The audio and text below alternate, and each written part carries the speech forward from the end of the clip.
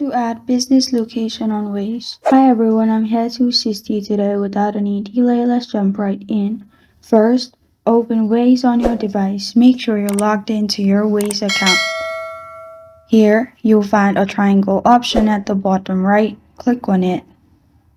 Then you'll find all these options pop up. Click on Place. After that, make sure you're in the location and then take a picture of the location. After you take the picture, you'll find this kind of screen. Here, simply add a new name and then click on Add or Category. You'll find different categories in here. Select the one you prefer and press on Done at the top right. After you've done that, it will be added. Now click on Done at the bottom and the location will be added.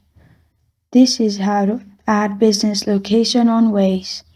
Thank you for joining me today. If this video helps you out, please leave a like and subscribe for more. Got a question or want to suggest a topic? Comment below. Thank you for watching.